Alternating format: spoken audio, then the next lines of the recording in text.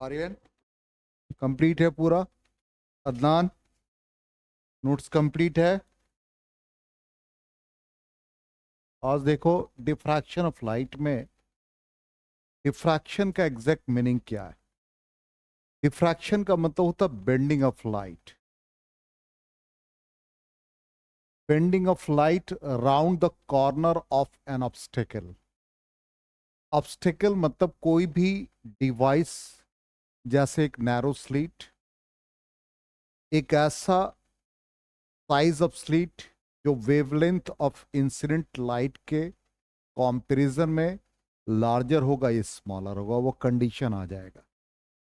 तो डिफ्रैक्शन मतलब सिंपल, जैसे मान लो कि सोर्स ऑफ लाइट के सामने आप अपने फिंगर को रखो तो देखोगे कि फिंगर का एक शैडो बनता है। इसका मतलब फिंगर के इस पोर्शन से लाइट बेंड करता है। इसी को कहते हैं bending of light round the corner of N obstacle. तो डिफ्रैक्शन ऑफ लाइट का मतलब ये हो। इसको दूसरी तरह से आप ऐसे समझ सकते हो, diffraction of sound. Diffraction of sound मतलब मान लो कि इस क्लासरूम में हम लोग बातचीत कर रहे हैं और बगल में कोई हमारे ऑफिस में बैठा हुआ है, वो हमको देख नहीं रहा है, फिर भी वो मेरे साउंड को सुन रहा है, मेरे क्लास को सुन रहा है। इसका मतलब जो साउंड वेव हमने प्रोड्यूस किया है वो क्लासरूम के डोर से, विंडो से बेंड हो रहा है और वो उसके पास साउंड वेव पहुंच रहा है और वो हमको सुन रहा है बिना देखे हुए।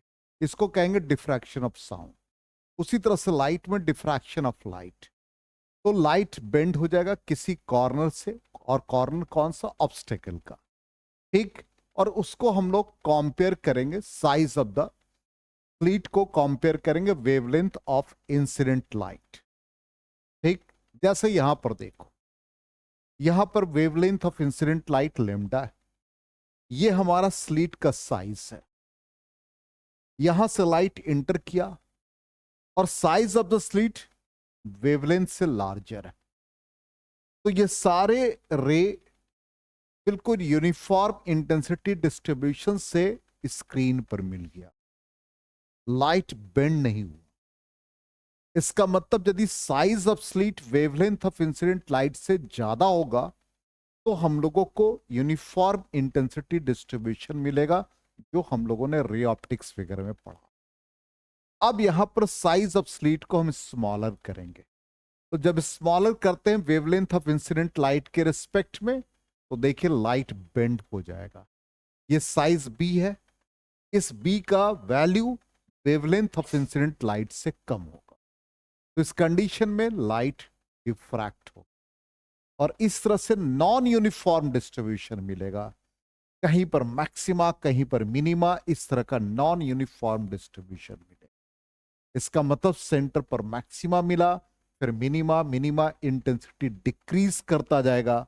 तो जो जैसे मान लो हम लाइट के सामने खड़े होते तो हमारा एक शैडो बनता है, तो शैडो बनता है, उसके बाद शैडो के बाद फिर पूरा लाइट विजिबल होता, पूरा इंटेंसिटी डिस्ट्रीब्यूशन यूनिफॉर्म हो जाता। तो यहां भी वैसे ही ये साइज ऑफ द स्लीट है, तो जहां तक ये स्लीट का डिफ्रैक्शन पैटर्न मिला, मैक्सिमा सेंटर पर मिलेगा और धीरे धीरे ये डिक्रीज करता जाएगा। इसका मतलब यहां पर नॉन यूनिफॉर्म इंटेंसिटी डिस्ट्रीब्यूशन मिलता है, इसी को हम लोग डिफ्रैक्शन। अब इसको हम एक पिक्चर से समझते हैं जो और इजी हो जाएगा हमारे लिए। वो क्या है? पहले तो टाइप्स ऑफ डिफ्रैक्शन। तो पहला है, इस डिफ्रैक्शन को स्टैब्लिश किया फ्रेस्नेल्स ने। फ्रेस्नेल्स कहता है कि जो स्लिट ले रहे हैं, डिफ्रैक्टिंग डिवाइस ले रहे हैं और जो सोर्स ले रहे हैं, उसके बीच फाइनाइट डिस्टेंस होगा, वो फ्रेस्नेल्स टाइप बन जाएगा। तो कहता है इफ इधर सोर्स और स्क्रीन और both are at finite distance from the diffracting device, obstacle या अपर्चर जो भी स्लीट है, तो उस कंडीशन में कॉमन एग्जांपल है diffraction at straight edge, narrow wire और स्मॉल ओपेक डिस्क। ये हमारे सिलेबस में, हमारे सिलेबस में दूसरा पार्ट है, वो है फ्रॉनहोफर डिफ्रैक्शन। फ्रॉनहोफर ने कहा कि जो डिफ्रैक्टिंग डिवाइस या स्लीट है और जो सोर्स है उसके बीच का डिस्टेंस इनफाइनाइट हो। इसका मतलब हमारे लिए तीन ही सोर्स था, एक पहला हमारे लिए जब बना स्फेरिकल वेव फ्रंट तो पॉइंट सोर्स था, दूसरा सिलिंड्रिकल वेव फ्रंट बना तो लीनियर सोर्स था, और तीसरा इन्फिनिटी पर। इसका मतलब सिलिंड्रिकल और स्फेरिकल पैटर्न नहीं बनेगा, इसका मतलब प्लेन वेव फ्रंट ही इंसिडेंट कराएंगे, तो प्लेन वेव फ्रंट के लिए हमारा फ्रॉनहोफर डिफ्रैक्शन हो जाएगा। तो कहता है in this case both source and screen are effectively at infinite distance from the diffracting device. और diffraction at a single slit, double slit हमारे सिलेबस में नहीं है, सिंगल स्लीट हमारे सिलेबस में। अब यहां पर एक एग्जाम्पल है, बिल्कुल सिंपल एग्जाम्पल। देखो ये अभी हमने इंटरनेट वगैरह से यहां से फोकस किया। अब ये ब्लेड है, ब्लेड के एस से लाइट बेंड हुआ, और ये देखो पैटर्न मिल गया, इसके सराउंडिंग में क्या मिला, शैडो मिला। यहां पर सेंटर पे क्या मिला, मैक्सिमा मिला, फिर धीरे धीरे मिनिमाइज, और फिर बाद में हमारे पास क्या बन गया, शैडो बन गया। इसका मतलब लाइट यहीं तक इल्यूमिनेट हुआ, इसी को हम लोग डिफ्रैक्शन कहते हैं, लाइट बेंड हो जाता। ठीक, दूसरा एग्जांपल, जैसे मान लो कि ये डायरेक्शन इनिशियली है, अब ये देखो यहां पर साइज ऑफ द स्लिट को हमने बड़ा कर दिया, तो डिफ्रैक्शन लाइट वेव जो बेंड कर रहा है वो इस तरह से बेंड कर, और यदि सब कम करेंगे इसके साइज को, नेक्स्ट स्लाइड में देखिए, और साइज को कम कर दिया तो देख लीजिए इस तरह का पैटर्न, इसी को हम लोग कहते हैं डिफ्रैक्शन। समझ में आ गया। अब हमारे सिलेबस में जो है उसके अकॉर्डिंग डिफ्रैक्शन पैटर्न, उसका मैथमेटिकल पार्ट निकालना है कि सेंटर पर मैक्सिमा होगा फिर मिनिमा होगा, ये कंडीशन निकालेंगे। तो अब हमारे सिलेबस का जो पार्ट है फ्रॉनहोफर डिफ्रैक्शन, जिसको diffraction due to single slit का, बिल्कुल जो डिस्टेंस मतलब वही साइज ऑफ द स्लिट, यदि size of the slit wavelength of incident light से ज्यादा हो गया तो यूनिफॉर्म डिस्ट्रीब्यूशन मिलेगा, लाइट पूरा पास कर जाएगा, डिफ्रैक्शन नहीं होगा, लाइट बेंड नहीं करेगा। और यदि साइज ऑफ द स्लिट को हम कम कर दें, आप सिंपल एक पिन होल करो और टॉर्च को फोकस करो तो आपको मिल जाएगा, फ्रिंजेस मिलेगा, कहां पर, वॉल पे मिल जाएगा। ठीक, और बड़ा कर दोगे तो कम मिलेगा, और बड़ा कर दोगे तो पूरा लाइट पास कर जाएगा। मैक्सिमा हो जाएगा जहां पर जो सेम फेस में मिलने वाला है वो सेंटर पर मैक्सिमा, सेंटर पर ब्राइटनेस मैक्सिमा होगा। फिर उसके बाद मिनिमा होता जाएगा। देखो ना पैटर्न, जो आपको टॉर्च से फोकस किया एक होल से पास कराने के बाद, तो हमारे स्क्रीन पर या वॉल पे फ्रिंजेस बने, सर्कुलर पैटर्न बन गया, बोलचाल की भाषा में ऐसे समझो। तो सेंटर पे आपको मैक्सिमा मिलता है, फिर धीरे धीरे वो मिनिमाइज होता जाता है, और फिर बाद में तो उसका फोकस हमको नहीं मिलता है। इसका मतलब सेंटर पर मैक्सिमा, फिर मिनिमा, फिर मैक्सिमा, मिनिमा, ऐसा कंडीशन आता जाएगा। इसका मतलब ग्राफिकली यदि देखेंगे तो एम्पलीट्यूड डिक्रीज करता जाएगा। आप खुद सोचो ना, देखो ना, अभी जस्ट हमने क्या स्लाइड में दिखाया, प्रीवियस स्लाइड में देखो, होल कम है, क्या हुआ, और इस वाले केस में क्या हुआ, कम होगा। इसका मतलब वेवलेंथ ऑफ इंसिडेंट लाइट के रेस्पेक्ट में बी का वैल्यू कॉम्पेरेबल है, तो उस कंडीशन में क्या होगा, मैक्सिमम लाइट यहां से जो पास करेगा वो स्ट्रेट, थोड़ा ही बेंड करेगा, इसमें बेंडिंग ज्यादा होने लगेगा। समझ में आ गया। इसका मतलब रे ऑप्टिक्स वैलिड कब होगा, बड़ा होगा, रे ऑप्टिक्स कब इनवैलिड होने लगेगा। हाँ, समझ में आ गया। चलिए अब आ जाइए diffraction at a single slit. अब सिंगल स्लिट में क्या भाई, सोर्स कहां से आना चाहिए, इन्फिनिटी से। ये क्या है, साइज ऑफ द स्लिट। ठीक, ये डॉटेड लाइन हमने दिखाया, ये जो ग्रीन लाइट है ये हमारा स्लिट है, और इसके बीच का जो गैप है वो साइज ऑफ द स्लिट है। अब यहां से जो एच के पहले जहां से लाइट रे बिल्कुल स्ट्रेट इस कन्वेक्स लेंस पर पड़ा, वो सारा फोकस कर दिया सेंटर पे। तो सेंटर पर सारे wave almost equal distance travel करेंगे। सारे wave almost equal distance travel करेंगे और वो कहां मिल जाएगा, सेंटर पे मिल जाएगा। तो सेंटर पर क्या आ गया, मैक्सिमा आ गया। क्लियर।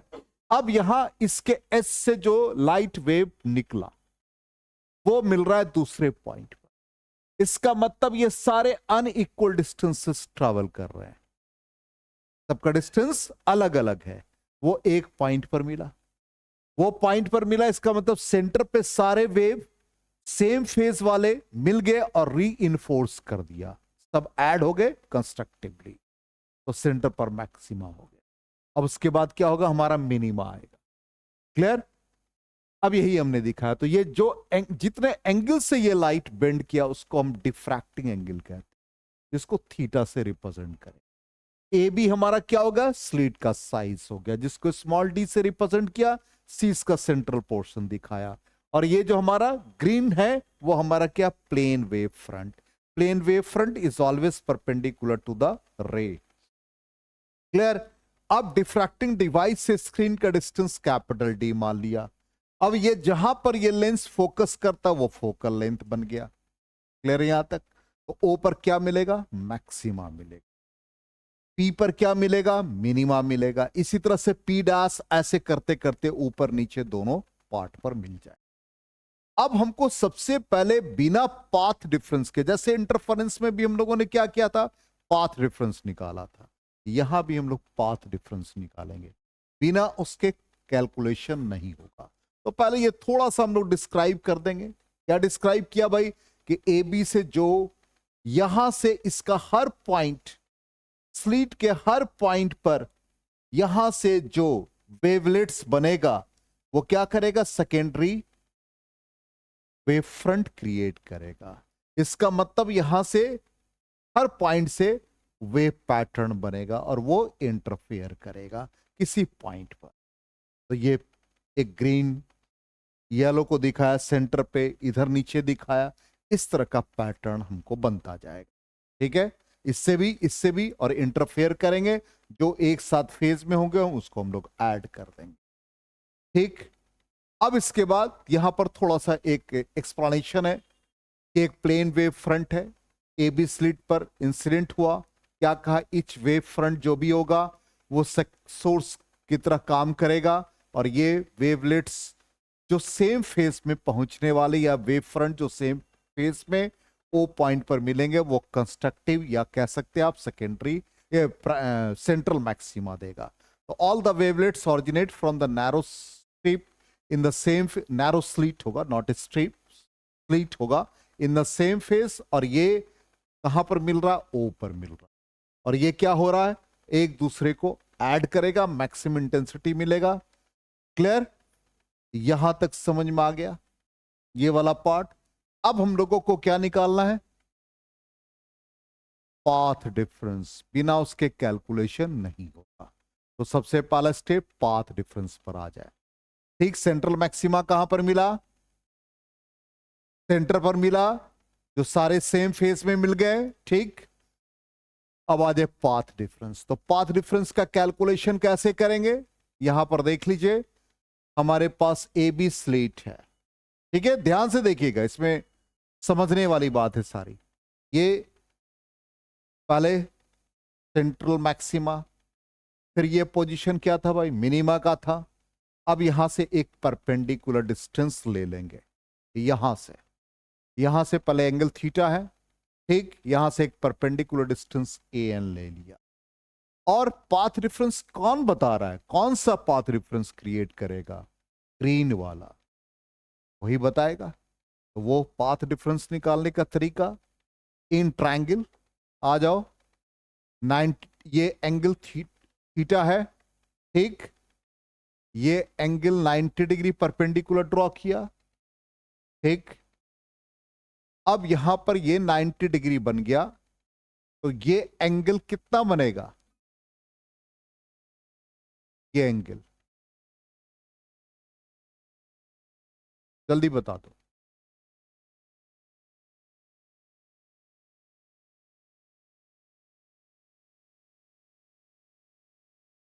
ये एंगल थीटा बनेगा।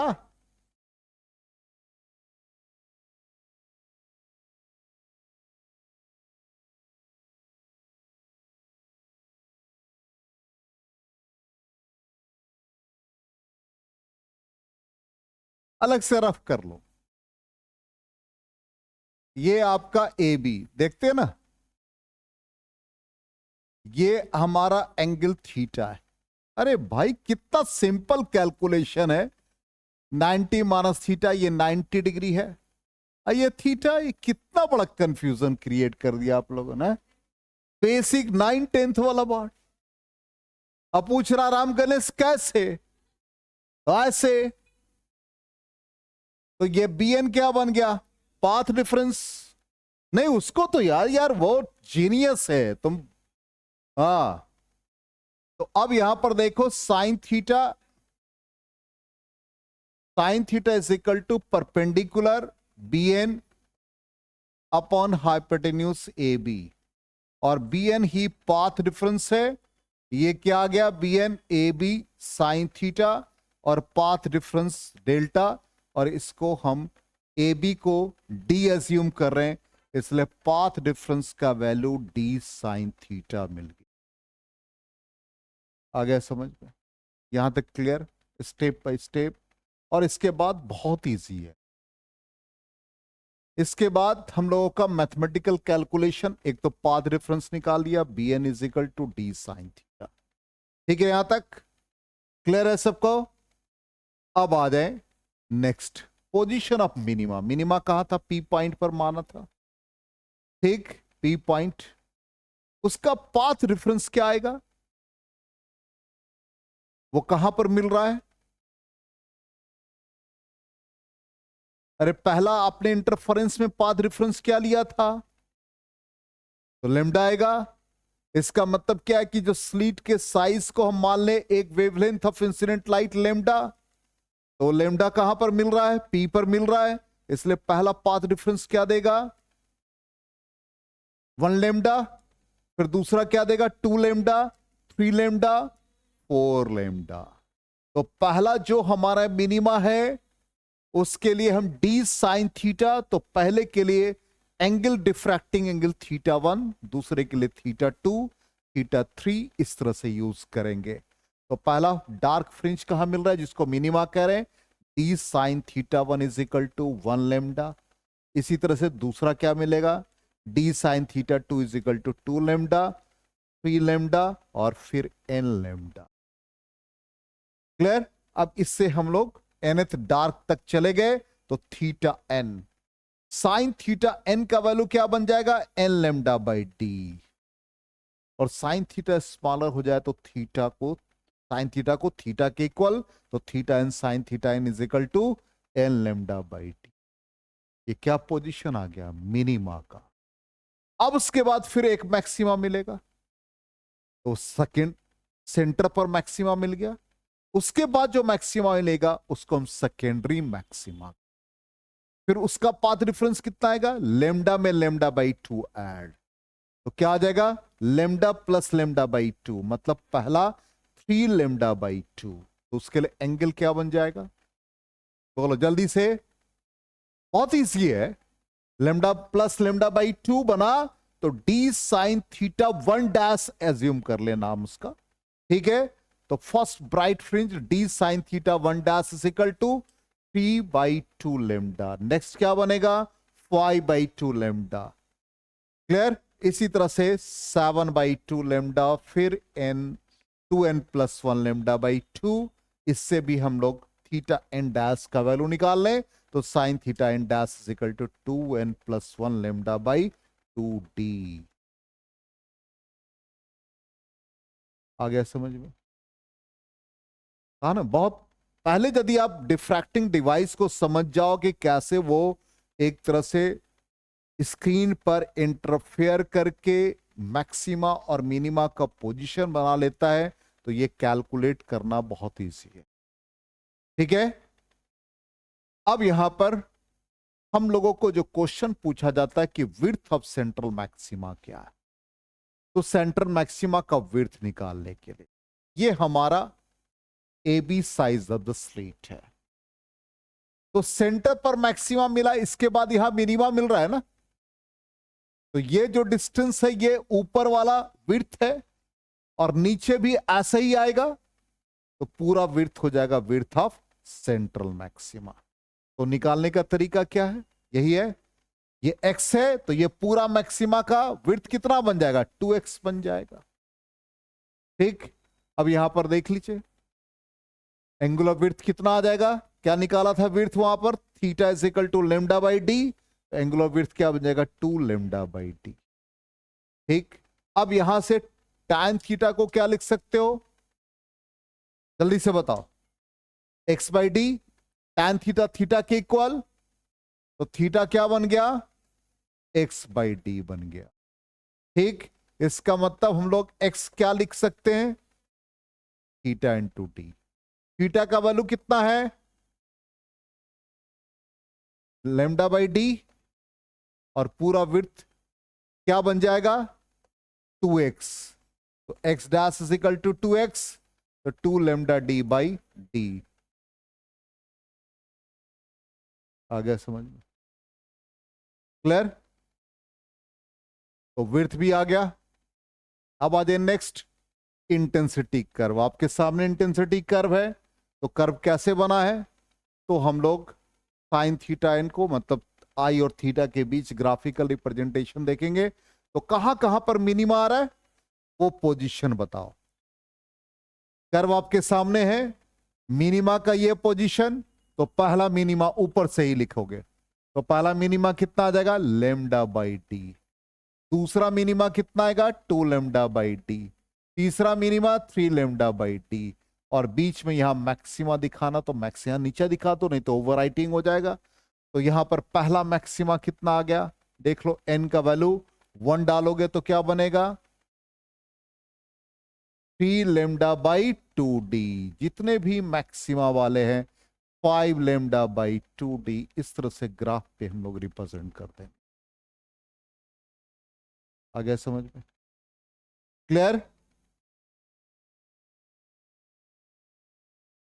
अब आ जाए वैलिडिटी ऑफ रे ऑप्टिक्स, कब रे ऑप्टिक्स वैलिड है, तो अभी जैसे हम लोगों ने यहां पर x जो हमारा स्प्रेडिंग है, जो वेव पैटर्न का स्प्रेडिंग है, उसका वैल्यू जैसे हम लोग लीनियर विड्थ लिखते हैं d लेमडा बाई डी, और एंगुलर विड्थ लिखते हैं लेमडा बाई डी। अब मान लो कि हम x के वैल्यू को d लेमडा बाई डी, यहां पर एक एग्जाम्पल ले ले, ये हमारा लीनियर विड्थ है और ये हमारा एंगुलर विड्थ। लीनियर विड्थ का value d lambda by D है।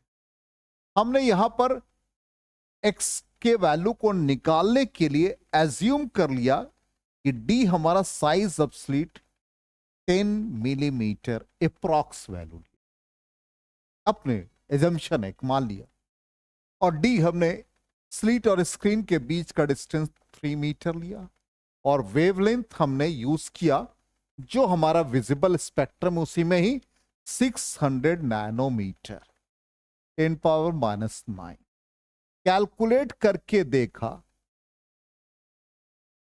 तो 0.18 मिलीमीटर आया, ये ऑलमोस्ट नेग्लिजिबल है। इसका मतलब यदि एक लीनियर सोर्स होगा, एक पॉइंट सोर्स होगा, तो जब स्प्रेड करेगा तो वो ऑलमोस्ट पॉइंट सोर्स ही बताएगा। यहां से जो वेव एंटर किया वो स्प्रेड बहुत कम होगा, ऑलमोस्ट नेग्लिजिबल, क्योंकि x का वैल्यू काफी कम आ रहा है। लीनियर स्प्रेडिंग जितना कम होगा, रे ऑप्टिक्स वहां तक वैलिड है। स्प्रेडिंग ज्यादा होने लगेगा तो रे ऑप्टिक्स का वैलिडिटी खत्म हो जाएगा।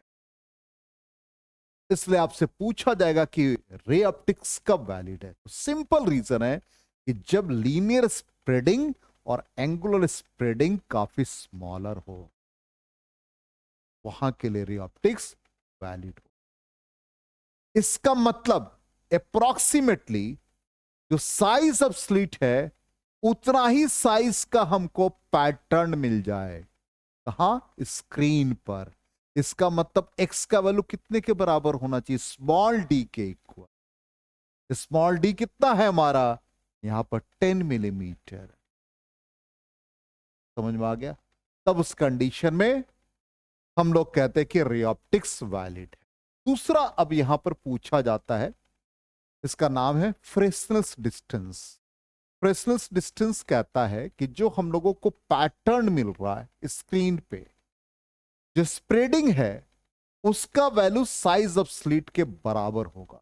स्क्रीन और स्लिट के बीच का जो डिस्टेंस है उसको फ्रेसनेस ने फाइंड किया, इसलिए नाम पड़ गया फ्रेसनेस डिस्टेंस। तो देखो क्या कहता है, it is defined as that distance between screen and slit such that the width of central maxima means x। ठीक, हमारे सामने रिमेन x का वैल्यू कितना हो रहा है, same as size of slit. हमने कहा ना x किसके बराबर, d के बराबर।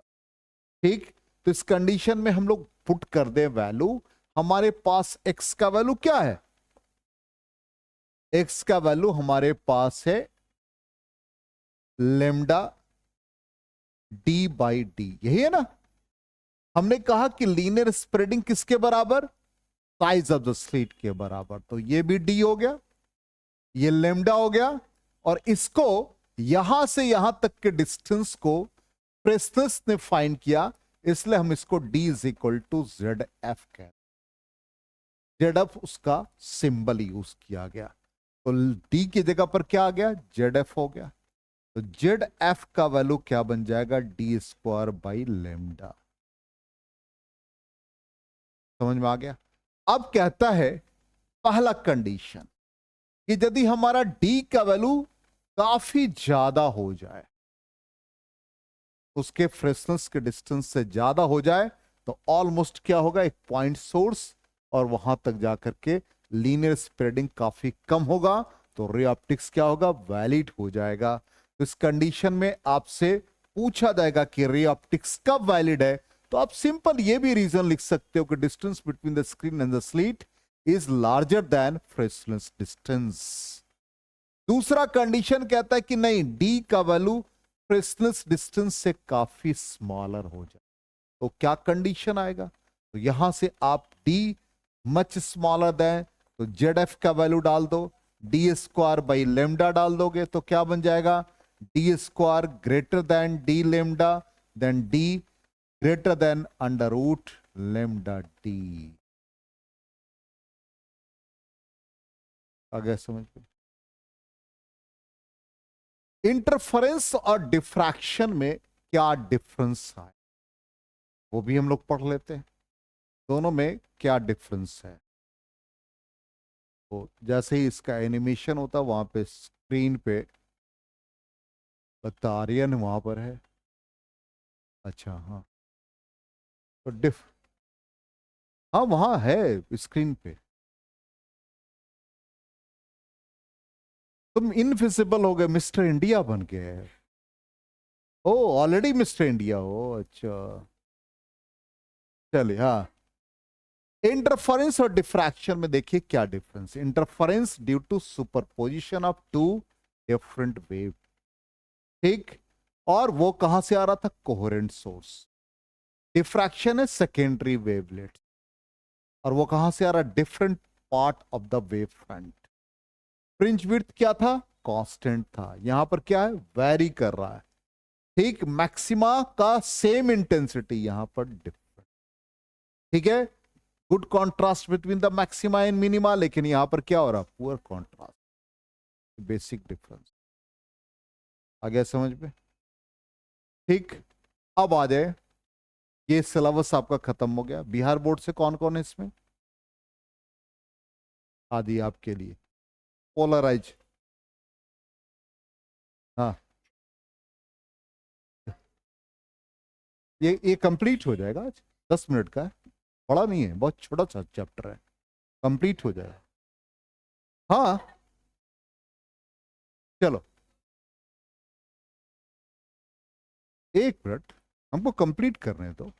हाँ, आपके लिए अब जो नेचुरल लाइट है, natural light, candle, bulb, sunlight, वहां से जो सोर्स से जो लाइट प्रोपगेट होता है ऑल पॉसिबल डायरेक्शंस में, तो उसको हम लोग कहते हैं सिंपल नेचुरल लाइट और अनपोलराइज्ड लाइट। ठीक, अब ये पॉइंट सोर्स से जो डिस्टर्बेंसेस क्रिएट हुए ऑल पॉसिबल डायरेक्शंस में, उसको हमने एरो से रिप्रेजेंट। अब यहां पर ये एक नेचुरल लाइट का वेव पैटर्न दिखाया। जो स्ट्रेट है वो एक्स को रिप्रेजेंट कर रहा है, और जो डबल एरो है वो वाई को रिप्रेजेंट कर रहा है, और डॉट वाला जेड को रिप्रेजेंट। या तो आप इस वेव को ऐसे भी रिप्रेजेंट कर सकते हो। तरीका है, ये डायरेक्शन ऑफ प्रोपेगेशन और ये ट्रांसवर्स वेव एक प्लेन में है, और इस प्लेन पर सिंपली मान लो आपका एक प्लेन शीट है, आपका हॉरिजॉन्टल लाइन और मार्जिन है। हॉरिजॉन्टल लाइन ये वाला एरो है, और जो मार्जिन है वो डबल एरो है।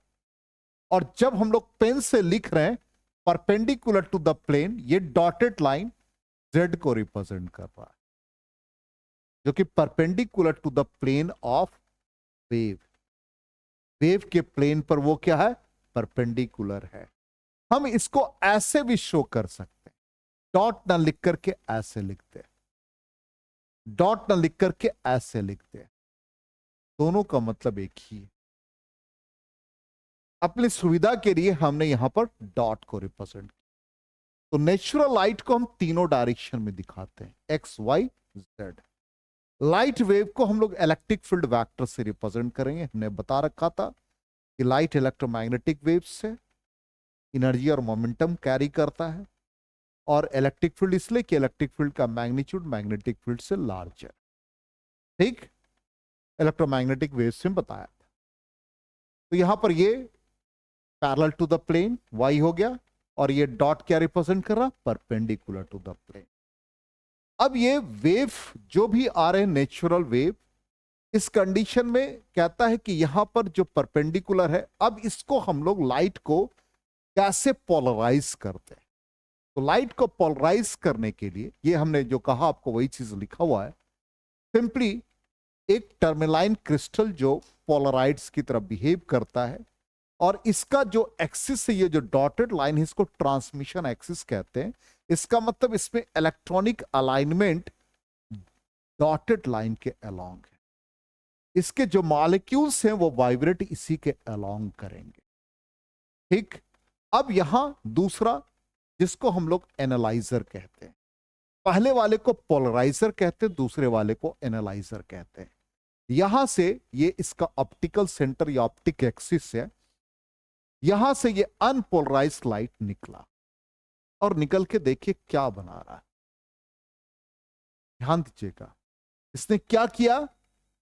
डॉटेड लाइन को एब्जॉर्ब कर लिया, उसको अलाउ नहीं किया, क्योंकि इसके ऑप्टिक एक्सिस वाई के अलोंग थे।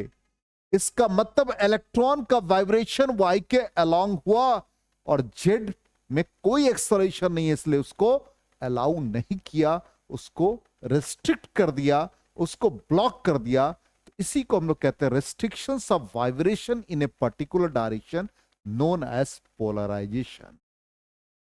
वाइब्रेशन को जब रेस्ट्रिक्ट कर दे तो उसी का नाम है पोलराइजेशन। अब इसने पहले अनपोलराइज्ड लाइट को पहला पोलराइज किया, इसलिए नाम पड़ गया पोलराइजर। और इसने देखो अनपोलराइज्ड लाइट को जो पोलराइज कर रहा नाम पोलराइजर, और पोलराइज्ड लाइट को फिर वो प्लेन पोलराइज्ड बना रहा है, तो उसका नाम बन गया एनालाइजर। इसने भी क्या किया? ट्रांसमिशन एक्सिस के अलोंग ही अलाउ किया। ठीक, अब हाँ, वो तो रहेगा, प्लेन ऑफ वाइब्रेशन वही ना है, ट्रांसवर्स वेव ना है, लाइट ट्रांसवर्स वेव है, लॉन्गिट्यूडनल नहीं है, इसलिए sound wave can not be polarised.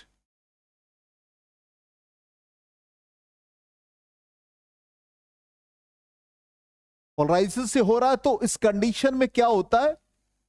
यहां पर देखिए कितनी इंटेंसिटी है, फिर वो क्या किया, फिर और एक और यूज कर ले, और यूज करते जाएं, इंटेंसिटी ऑफ लाइट को कट डाउन करता जाएगा, कट डाउन करता जाएगा। सन ग्लासेस, एक सन ग्लास का लेयर पहनो, फिर दूसरा पहनो, तीसरा पहनो, चौथा पहनो, लास्टली आपका आई एकदम कंफर्टेबल, आराम से सनलाइट को देख लो। इसलिए आपने देखा होगा एयर कंडीशन कार या सिम कार तो छोड़ दो, ट्रेन में भी आप देखो उसके सीट्स काफी मोटे होते हैं और बाहर कितना भी टेम्परेचर हो आपको अंदर कुछ नहीं लगता, विदाउट कर्टेन, पर्दा भी नहीं लगाओगे तब पर भी लाइट एंटर नहीं करेगा, जितना शीट्स मोटा होता जाएगा। आ गया समझ में? अब देखिए दूसरा एग्जाम्पल, ध्यान से, बहुत इजी है, जल्दी खत्म हो जाएगा। यहां से अनपोलराइज लाइट एंटर किए, देखिए यहां से पोलराइज हुआ, हो गया। अब हम क्या कर रहे हैं वो ध्यान दीजिएगा, इसको हमने टर्न करा दिया 90 डिग्री पर, क्या हो गए, finally intensity cut down 0, no light. इसका मतलब यदि यहां पर ये लॉन्गिट्यूडनली रहेगा तो पोलराइजेशन नहीं होगा। It means longitudinal wave can not be polarised. समझ में आ गया?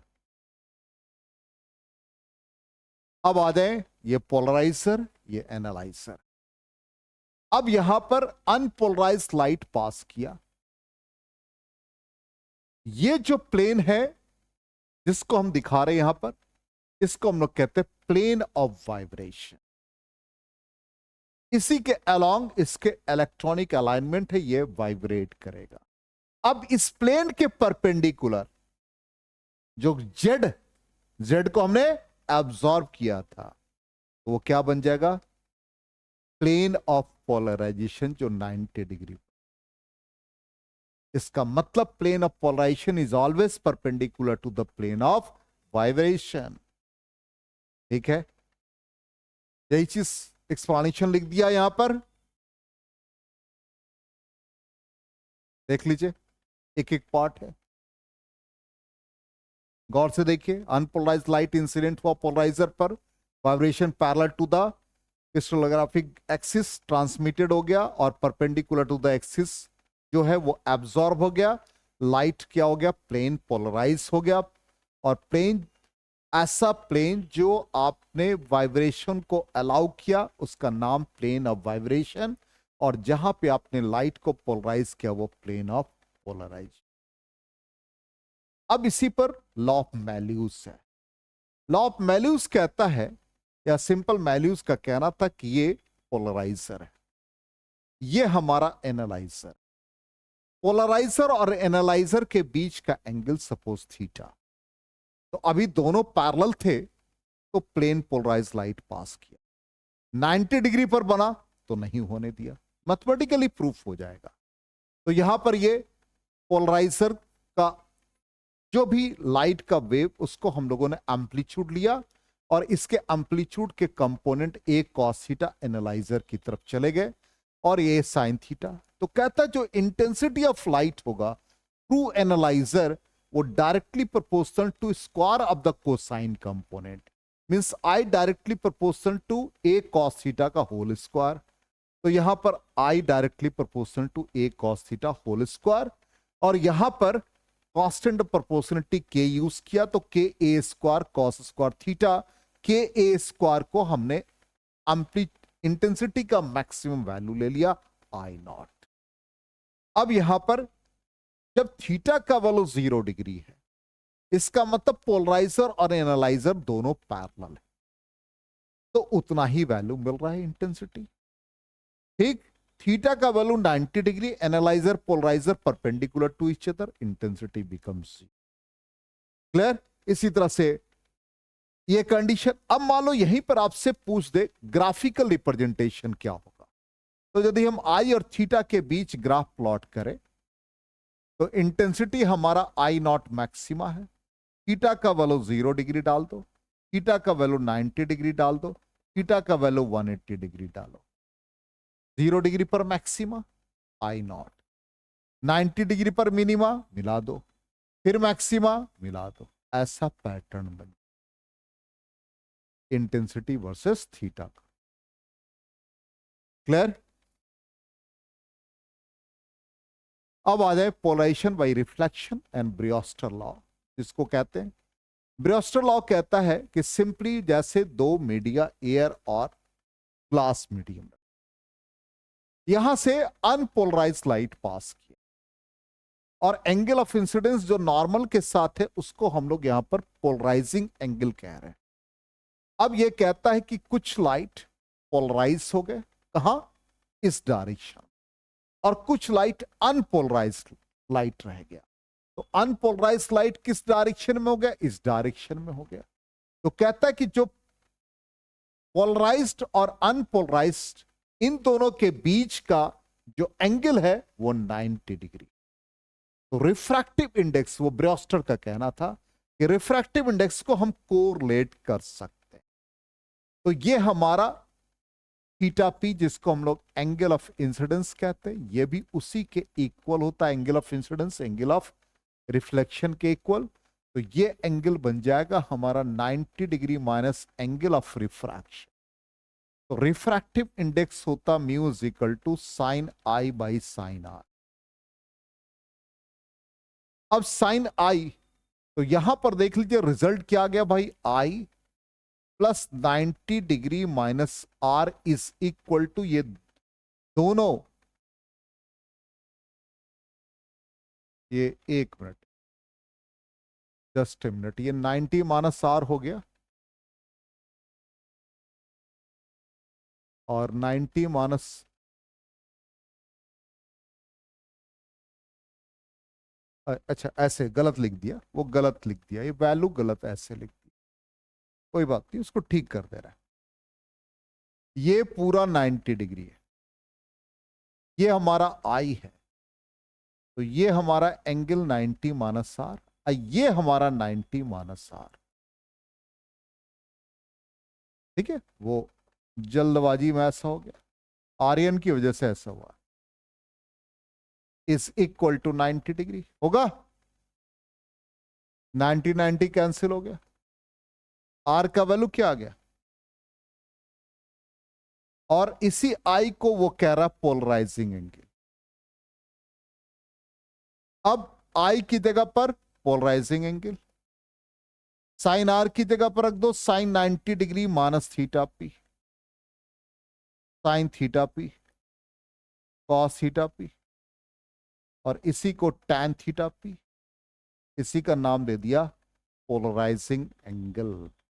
इसका मतलब polarising angle theta P is equal to tan inverse mu,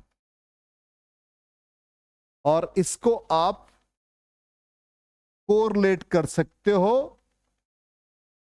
critical angle से भी, म्यूजिकल टू 1/sin c। इसी को तो कहता है कि at polarising angle plane polarised and unpolarised light, या सिंपली कह सकते हैं कि reflected and refracted ray are perpendicular to each other. तो उस एंगल ऑफ इंसिडेंस का नाम क्या हो गया, पोलराइजिंग एंगल।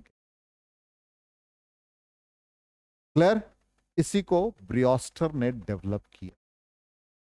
ठीक है, अब यहां पर इंसिडेंट लाइट वेव जो प्लेन ऑफ वाइब्रेशन, उसका नाम होता है पाई कंपोनेंट, और प्लेन ऑफ परपेंडिकुलर वाइब्रेशन जो होता है, जिसको जेड लिखा, वो सिग्मा कंपोनेंट्स का।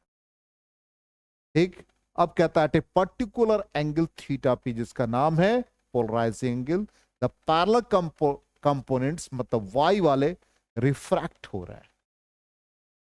ठीक, और perpendicular components means dotted line वाले क्या हो रहे हैं, क्या हो रहे हैं, रिफ्लेक्टेड हो रहे हैं पार्शियली।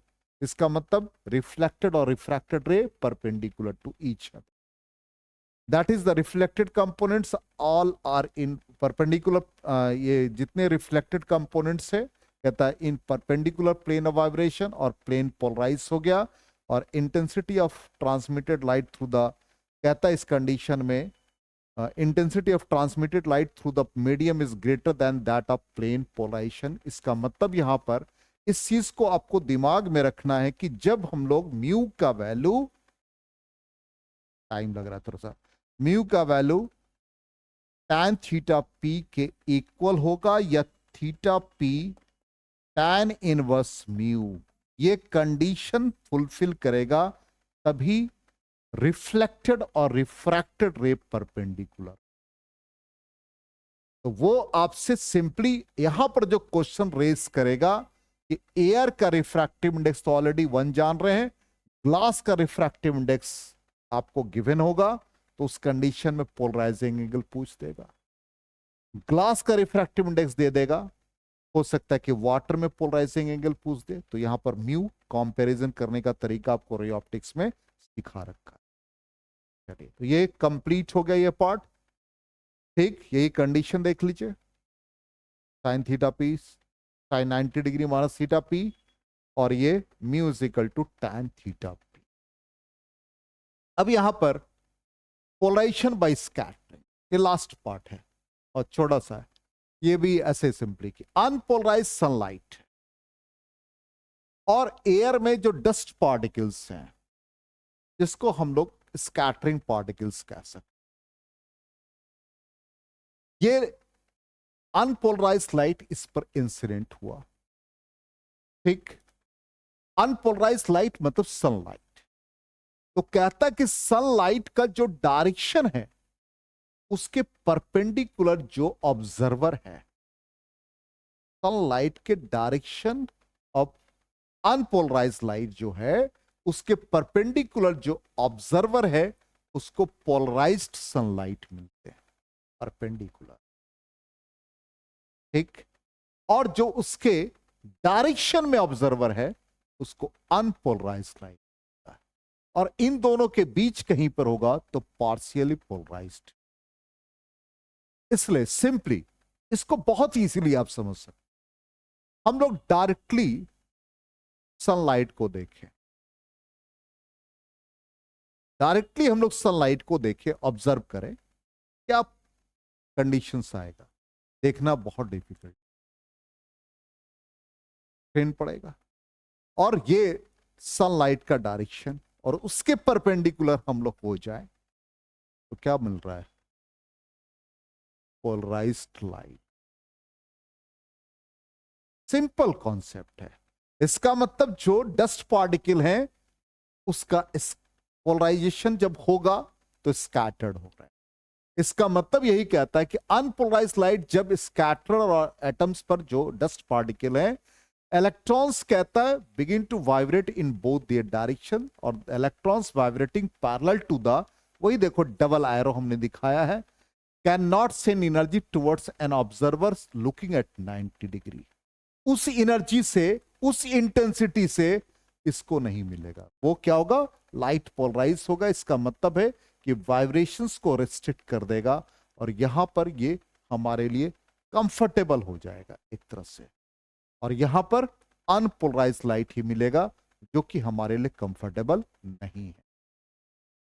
ठीक, अब जो हम लोग जितने भी डिवाइस यूज करते हैं पोलराइड्स में, दो तरह का पोलराइड्स होता है, एक एच पोलराइड और के पोलराइड। और जो यूजेस है पोलराइड्स का वो हम लोग देखो, अभी जस्ट एग्जांपल आपको बताया कि ट्रेन के कंपार्टमेंट को जो हम लोग स्क्रीन वगैरह जो ग्लास यूज करते हैं, सन ग्लासेस यूज करते हैं, इसलिए आप देखोगे कि सन ग्लासेस काफी कॉस्टली होता है। उसके बाद आप ये भी यूज करते, विंड स्क्रीन यूज करते हो, और कार में भी ऐसे लेयर बनाए जाते थे, थिन फिल्म चढ़ाया जाता जो ब्लैक कलर का शीशा होता था, तो शीशा तो ब्लैक नहीं होता है, वो उसके ऊपर फिल्म चढ़ाया जाता है, तो वो बैंड हो गया। कारण क्या है कि वो क्या करता है, इंटेंसिटी ऑफ लाइट को कट डाउन करता है। तो अभी जो हम लोगों ने पढ़ा बिल्कुल सिंपल है कि इंटेंसिटी अनपोलराइज लाइट का आई है, और जब उसको आपने जेड डायरेक्शन को एब्जॉर्ब कर लिया और वाई डायरेक्शन को अलाउ किया, इसका मतलब आपने पोलराइजर्स के थ्रू आई को I/2 में कन्वर्ट किया। अरे X Y Z, X direction of propagation, Y Z दोनों को मिला के आई मान लो, तो वाई को अलाउ किया, जेड ऑब्जॉर्ब हो गया, तो जेड एब्जॉर्ब हो गया, तो इसका मतलब आई के दो पार्ट, एक पार्ट एब्जॉर्ब, एक पार्ट मिला, तो I/2 मिला। इसी तरह से एनालाइजर क्या करेगा, फिर उसको I/2 1/2 1/2 फैक्टर आता जाएगा। ठीक है, इसी तरह से हेडलाइट ऑटोमोबाइल्स वगैरह में ये सारे हमारे विंड पेन्स वगैरह यूज करते हैं, ये सारे पोलराइड्स के यूज है। तो अधिकतर हम लोगों को पूछा जा सकता है बिहार बोर्ड में कि पोलराइजेशन ऑफ लाइट के लिए कौन सा डिवाइस यूज करते हैं। तो पहला हम लोगों ने टर्मेलाइन क्रिस्टल यूज किया था। दूसरा जो डिवाइस होता है उसको पोलराइड्स ही कहते हैं, पोलराइड शीट्स भी कह सकते हैं। तो दो कॉमन एग्जाम्पल याद रखिए, ठीक है। और आपको हमने बताया था कि देखिए रिवीजन कैसे करते हैं, याद होगा। देखो क्या किया, देखो तरीका, वेव फ्रंट डिफाइन कर दिया, स्फेरिकल वेव फ्रंट एक लाइन में डिफाइन किया, फिगर बना दिया सिलेंड्रिकल वेव फ्रंट। देखो 2 स्लाइड में आपका पूरा खत्म हो रहा है, ध्यान देना। तीसरा प्लेन वेव फ्रंट, ठीक। हाइजेंस प्रिंसिपल याद कर लेना, ऑलरेडी पढ़ा है। Each point on a given wave front acts as a source of secondary wavelets. और जिस ये दो इसके पॉस्टुलेट्स थे, दोनों पॉस्टुलेट्स याद कर लेना। कैसा वेव फ्रंट बनता है, ये फिगर में बना रखा है।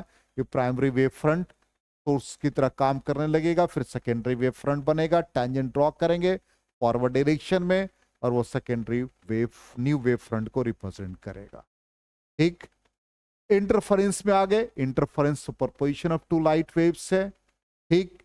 कंस्ट्रक्टिव इंटरफेरेंस का कंडीशन लिख दिया, मैक्सिमा कम मिलेगा, डिस्ट्रक्टिव इंटरफेरेंस मिनिमा कम मिलेगा, ठीक। Source of light coherent source का मतलब। फिर उसी तरह से यंग्स डबल स्लिट एक्सपेरिमेंट में इंटेंसिटी एट ए पॉइंट क्या मिला, ब्राइट का क्या पोजीशन है, डार्क का क्या पोजीशन है, फ्रिंज विड्थ का क्या फॉर्मूला, कहां कहां पर फ्रिंज विड्थ चेंज कर रहे हैं, और फिर इंटेंसिटी का ग्राफ ये आ गया। इसी तरह से डिफ्रैक्शन आज पढ़ा, डिफ्रैक्शन में इंटरफेरेंस हो गया किसका, सेकेंडरी वेवलेट्स का, सिंगल स्लिट से position of minima, position of maxima. और फिर हमने आज जो पढ़ा angular width, central maxima, Fresnel's distance, linear width of central maxima, ये वैल्यू आ गया पोलराइजेशन में। फिर हमने यही बताया कि plane of vibration, plane of polarization, ये सब दिमाग में रख लेना है। और फिर पोलराइड से यूज यहां भी आ गया, रिपीट हो गया। एक टर्मलाइन क्रिस्टल, दूसरा एक एग्जाम्पल और भी है निकोल प्रिज्म, ये भी बेस्ट एग्जाम्पल है। सनग्लासेस में हेडलाइट्स ऑफ ऑटोमोबाइल्स इसमें यूज करते हैं। और लॉ ऑफ वैल्यूज यही पढ़ा, I directly proportional to A cos theta का होल स्क्वायर, तो I is equal to I naught cos square theta. पूरा वेव ऑप्टिक्स देखे 3 स्लाइड्स में कंप्लीट। यही कहा था कि आप कैसे लिखिएगा, कैसे क्या तरीके, इसी तरह से रिवीजन कीजिएगा। आ गया समझ में, क्लियर। चलिए, तो बहुत बहुत धन्यवाद आप लोगों का। और कल से हमारा dual nature of radiation start हो जाए, है?